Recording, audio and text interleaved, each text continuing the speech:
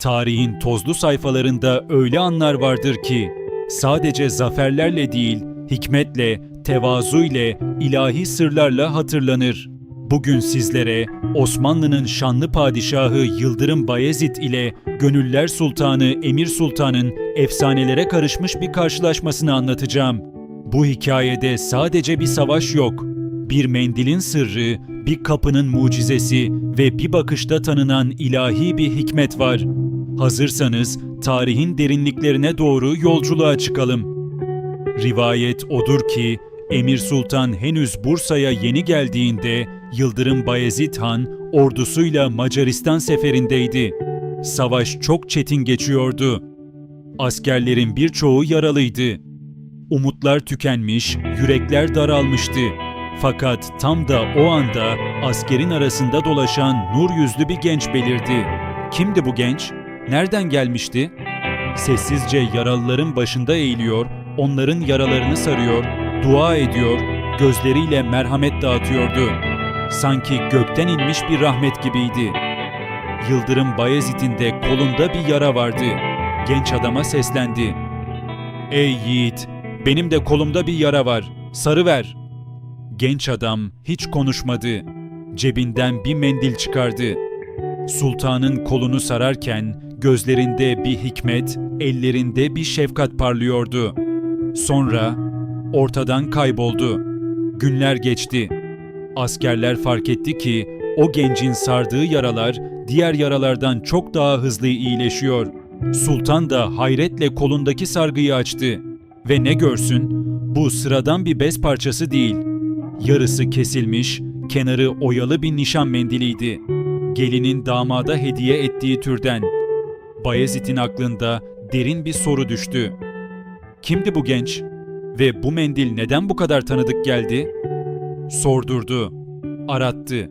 Ama ne yazık ki kimse o genci bir daha göremedi. Savaş hala devam ediyordu. Osmanlı ordusu bir kaleyi almak üzereydi ama direnç büyüktü. Askerler yorgun, ümitsiz, sultanse neredeyse vazgeçmek üzereydi. Ve tam da o an bir mucize gerçekleşti. Kale kapıları birdenbire ardına kadar açıldı. Sultan uzaktan silüetini görebildi o kapıyı açan kişinin. Evet, bu o gençti. Hiç tereddüt etmeden hücum emri verdi. Osmanlı zafer kazandı.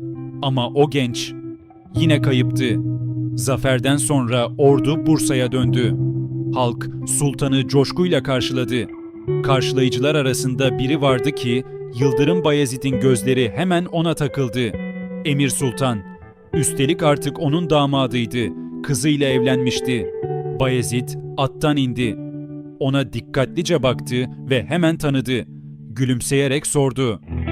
"O el çabukluğu neydi?" Emir Sultan tebessüm etti ve şöyle dedi. "Sultanım, Kur'an-ı Kerim'de buyurulduğu gibi Allah'ın kudret eli onların elleri üzerindedir. Allah için hiçbir güçlük yoktur." Bayezid bir an durdu. Sonra merakla tekrar sordu. "Peki ya o mendil?" Emir Sultan bir adım yaklaştı. Ceketinin iç cebini gösterdi. "Devletli babacığım, yarısı hala cebimdedir. Ben damadınız Şemsüddin Buhari'yim." Yıldırım Bayezid'in gözleri doldu. Bir kez daha sordu.